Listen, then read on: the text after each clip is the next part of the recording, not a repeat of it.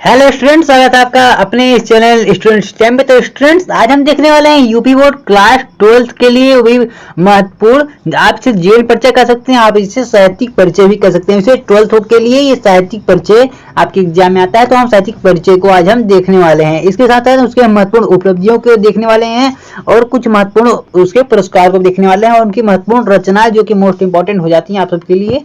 तो आज हम सबको देखने वाले हैं, जो कि आपका 5 नंबर ये फिक्स कराएगा।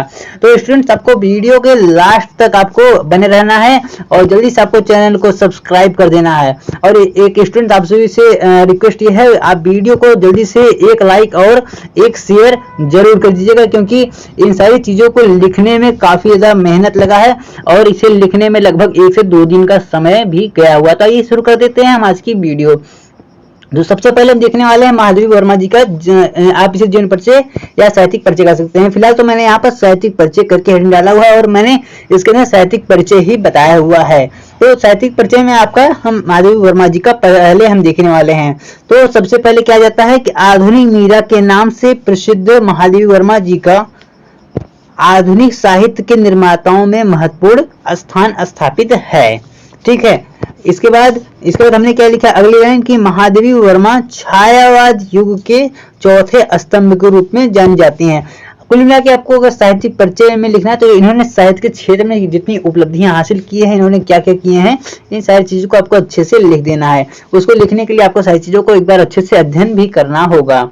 तो देखिए, इसके बाद हमने क्या लिखा कि मैट्रिक के बाद से ही वर्मा जी ने मतलब उन्होंने काव्य रचना प्रारंभ कर दी थी। कब से? इन्होंने मैट्रिक के बाद से। इसके बाद अगली लाइन क्या है कि बचपन से ही रामायण तथा महाभारत की कथाओं का इनके मन में और हिंदी साहित्य के प्रति आकर्षण हुआ। ठीक है। कहां से? रामायण और महाभारत से इनके मन में आकर्षण आया। किसके प्रति? हिंदी के साहित्य के प्रति आया। और इनका जन्म 1907 में हुआ था और 9 वर्ष की छोटी उम्र में इनका विवाह हो गया था। स्टूडेंट्स, मैं आगे बढ़ने से पहले मैं आपको बता देता हूं कि इसमें जो ये मैंने ये जन्म लिखा है और मतलब इनके अगर आप साहित्यिक परिचय लिख रहे हैं तो आप इसमें जन्म के बारे में इस चीज को स्किप कर सकते हैं, ये इससे कुछ रिलेट नहीं करता। लेकिन वहां पर आपको अधिक से अधिक शब्दों में लिखना होता है। तो देखिए, कुछ शब्दों को बढ़ाने के लिए आप इस सारी कुछ चीजों को लिख सकते हैं, छोटी छोटी लाइनें आप बढ़ा सकते हैं, थोड़ी सी लाइनें बढ़ाने के लिए। और इसके बाद अगली लाइन क्या है, लेकिन दाम्पत्य जीवन में इनकी रुचि नहीं थी। ठीक है, यानी वैवाहिक जीवन में इनकी कोई रुचि नहीं थी। अब आते हैं फिर से इनकी साहित्य बारे में। इनकी प्रथम रचना कौन सी थी? चांद थी। चांद पत्रिका में इनकी प्रकाशित हुई थी कौन सी रचना? चांद है। ठीक है। निहार महादेवी वर्मा जी की प्रथम काव्य संग्रह थी। अगर एग्जाम में मान लीजिए अगर पूछ लिया जाता है कि प्रथम काव्य संग्रह किसकी? महादेवी वर्मा जी की, तो आप वहां पर निहार लिख देंगे। आपका 1 नंबर यहाँ पर तुरंत आपके लिए फिक्स हो जाने वाला है। साहित्य को इनकी देन तथा गद्य लेखन द्वारा हिंदी में संवारने में इनका एक प्रशंसनीय योगदान है। और इसके बाद हिंदी साहित्य में वर्मा जी का अद्वितीय गौरव है। हिंदी साहित्य में वर्मा जी का अद्वितीय गौरव है। और सबसे अंतिम में आपको यहाँ पर इनकी कुछ रचनाएं भी देखने को मिल जाती हैं। यामा दीपशिखा, निर्जा निहार, सरचेत देखने को आपको मिल जाएंगे।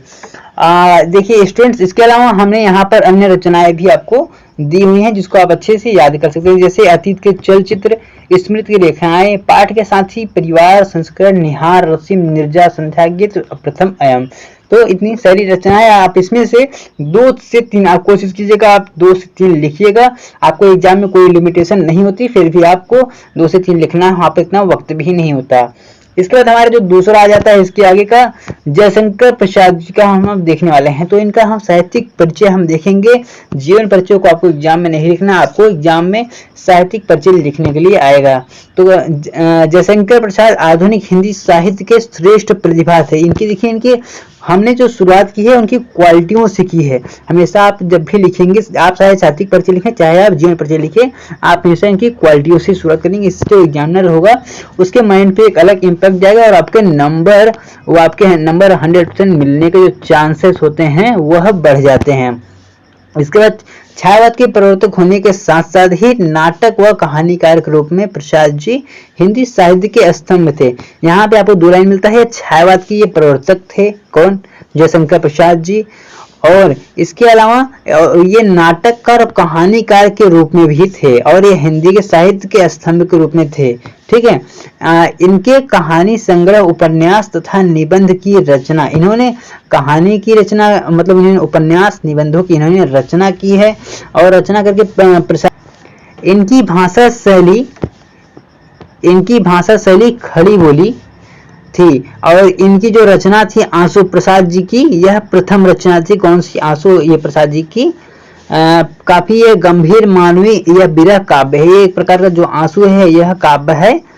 और इसके अलावा लहर, झरना, कमायनी जैसे रत्नों के रूप में इन्होंने हिंदी साहित्य को काव्य दिया है। कौन कौन सा काव्य इन्होंने दिया है? झरना, कमायनी, लहर और आंसू, इन सभी में से सबसे ज्यादा श्रेष्ठ आता है। फिर से देखिए यहाँ पर हमने थोड़ा सा शब्दों को बढ़ाने के लिए हमने इनके जन्म के बारे में लिख दिए। इनका जन्म 1889 को काशी के वैश्य परिवार में हुआ। ठीक है, इनका जीवन अत्यंत दुखद रहा और स्वाध्याय से उन्होंने हिंदी, संस्कृत, उर्दू, अनेक फारसी भाषाओं का आदि का इन्हें ज्ञान हो गया था। देखिए इन्होंने ये स्वाध्याय किया था, आपने इनके बारे में 10 में पहले ही पढ़ लिया होगा। और इसके बाद क्या आ जाता है कि इन्होंने गहन अध्ययन कर लिया। इनका संपूर्ण जीवन और अलौकिक साहित्यकार के रूप में हिंदी को समर्पित रहा। इनका पूरा जो जीवन था यह हिंदी को समर्पित ही रहा और प्रसाद जी का साहित्य में अत्यंत वैभव है। और इनकी जो कुछ मुख्य रचनाएं हैं जैसे कि यहाँ पे आपको देखने को मिल जाएंगी, कमायनी, आंसू, लहर। यहाँ पर मैंने आपको 3 दिए हैं, यहाँ पे तीनों में से आप चाहें तो इसमें तीनों को ही लिख सकते हैं, आपके नंबर पूरे के पूरे मिलने वाले हैं आपके एग्जाम में। इसके बाद हम देखने वाले हैं अयोध्या सिंह उपाध्याय जी का। तो इनका हम साहित्यिक परिचय हम देखने वाले हैं बहुत ही अच्छे तरीके से। करुण रस तथा वात्सल्य रस के विख्यात कवि, यहाँ पर आपको इनकी क्वालिटी से शुरू करनी है। कौन से? करुण रस तथा वात्सल्य रस के विख्यात कवि अयोध्या सिंह उपाध्याय हरियोध इनका टाइटल है। जी द्रोदी युग के प्रतिनिधि कवि और गद्य लेखक थे। यह गद्य लेखक भी थे और यह द्रोदी युग के प्रतिनिधि कवि भी ये थे। महावीर द्रोदी के प्रभाव से ये खड़ी बोली के क्षेत्र में आए। किसके प्रभाव से? महावीर प्रसाद द्रोदी जी के प्रभाव से खड़ी बोली के क्षेत्र में ये आए थे। इन्होंने खड़ी बोली काव्य को एक नया रूप प्रदान किया था। इन्होंने किसको? खड़ी बोली काव्य को इन्होंने एक नया रूप प्रदान किया था। करुण रस को ये प्रधान रस मानते थे। आप यहाँ पर देखिए, यहाँ पर की क्वालिटीज आपको जितना आप लिख सकते हैं उसको लिख लीजिएगा। अलंकारों को सहज स्वाभाविक प्रयोग इनके काव्य में दिखाई देता है। जो अलंकारों का सहज यानी सही प्रकार का जो उपयोग है यह इनकी रचनाओं में अच्छे तरीके से दिखाई देता है। इसके बाद इन्होंने हिंदी छंदों की युग तथा युगांतर स्थापित किया था। इन्होंने हिंदी जो छंद है उसको इन्होंने काफी ज्यादा अच्छे तरीके से उसका उपयोग किया है। और इनका जो जन्म था यह 15 अप्रैल 1856 में आजमगढ़ में हुआ था। और इनके अगर हम पिताजी के बारे में बात करें तो इनके पिताजी का क्या नाम था? पंडित भोलानाथ उपाध्याय। और इनकी प्रारंभिक शिक्षा जो थी यह फारसी भाषा में हुई थी। अस्वस्थता के कारण इन्होंने अध्ययन छोड़ दिया, मतलब ये अस्वस्थ रहने लगे थे, इस कारण इनका जो अध्ययन था यह छोड़ना पड़ा। और फिर भी स्वाध्याय से देखिए, स्वाध्याय से उन्होंने हिंदी, संस्कृत, फारसी तथा अंग्रेजी इन्होंने काफी अच्छा इनका ज्ञान प्राप्त हो गया था। और 1947 में इनका स्वर्गवास हो गया, यानी जब भारत आजाद हुआ था उसी के वक्त इनका स्वर्गवास अर्थात इनका निधन हो गया। और हिंदी के यह काफी गौरव थे, यह हिंदी के एक सम्मानपूर्ण जनक भी आप मान सकते हैं व्यक्ति थे। और इसके अलावा इनकी अगर हम कुछ रचनाएं की बात करें तो यहाँ पर आपको कुछ रचनाएं मिल जाएंगी। प्रियप्रवास, रसकलश, चोखे चौपदे, यह इनकी 3 रचनाएं हैं और तीनों काफी ज्यादा महत्वपूर्ण है। तीनों अपने में बहुत ज्यादा महत्वपूर्ण। आप एग्जाम में अगर लिखते हैं तो आपके नंबर कटने के जो चांसेस हैं वह काफी ज्यादा कम हो जाते हैं, लगभग 99%। और इसके अलावा यहाँ पर एक हम देखने वाले हैं सुमित्रानंदन पंत जी का जो भी साहित्यिक परिचय। तो देखिए, छायावाद युग के ख्याति, छायावादी युग की ख्याति मतलब प्रसिद्ध, छायावादी युग की ख्याति प्राप्त है यानी प्रसिद्ध है।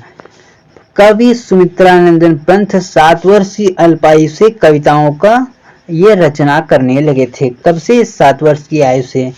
और इनकी जो प्रथम रचना थी वो 1961 में सामने आई थी लोगों का, जो कौन सा था? गिरजे का घंटा।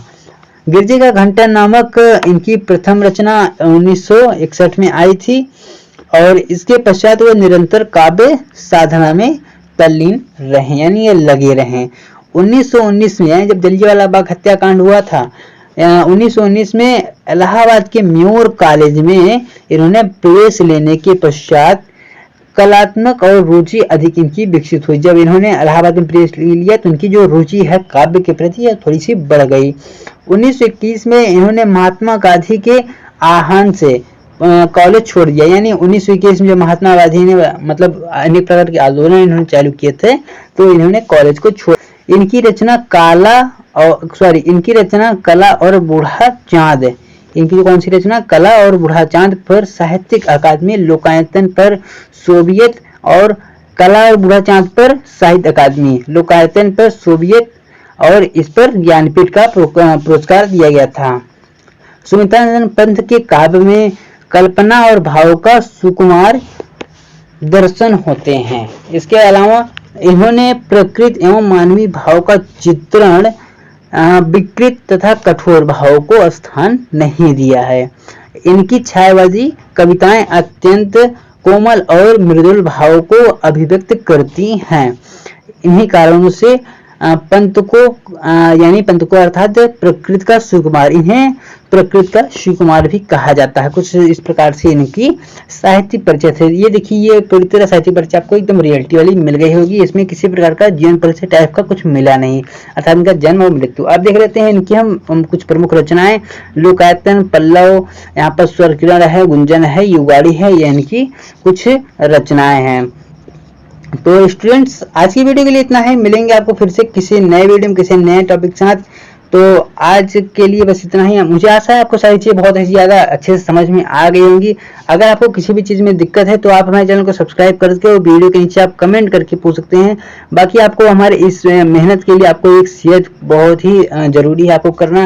वीडियो को आप लाइक जरूर कर दीजिएगा। इसके अलावा आप हमारे टेलीग्राम ग्रुप को ज्वाइन कर सकते हैं और हमारे इंस्टा फॉलो कर सकते हैं। अगर आप हमारे टेलीग्राम ग्रुप को ज्वाइन करते हैं तो वहाँ पर आपको इसकी पूरी PDF मिल जाएगी। बाकी मिलेंगे आपको फिर से किसी नए वीडियो में किसी नए टॉपिक से। तब तक के लिए जय हिंद और जय भारत।